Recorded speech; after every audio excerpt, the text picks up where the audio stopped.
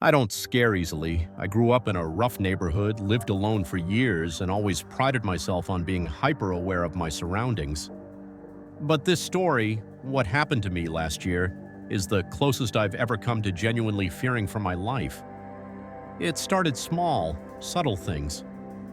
At first, I thought I was just forgetful.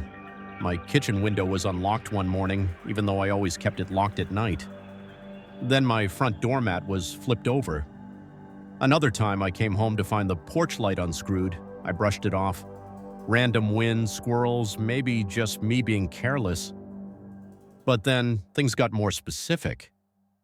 I started noticing small items slightly moved. A picture frame on my shelf was tilted. My toothpaste was squeezed from the middle when I always squeezed from the bottom. My coffee mug, which I always left upside down to dry, was upright and slightly wet in the morning. That's when I decided to test myself. I placed a hair across the hallway floor before I went to bed. Just a single strand, hard to notice. The next morning it was gone, not blown away, gone. I laid another. The next night, same thing. I began to think someone was coming in while I was sleeping. It sounded ridiculous even to me. I live alone in a second-story apartment with secure locks, but I couldn't shake the feeling.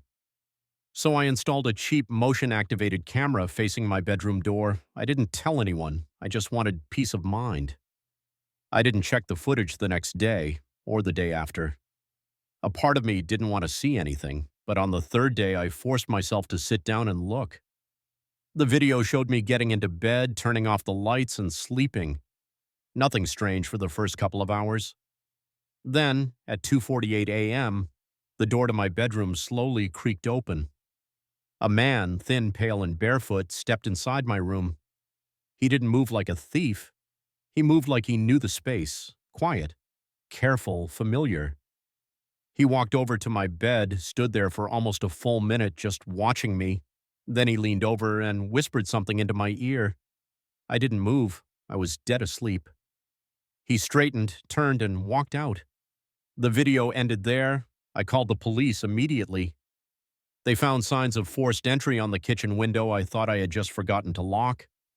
They said the intruder likely had been entering my apartment multiple nights in a row, maybe longer, watching me sleep, maybe more.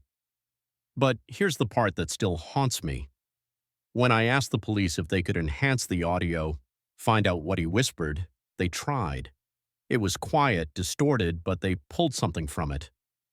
It wasn't a threat. It wasn't a whisper of violence. It was this: I missed you last night. I moved out the same day. New city, new locks. I don't sleep easily anymore, and I haven't set up another camera since. Sometimes I wonder,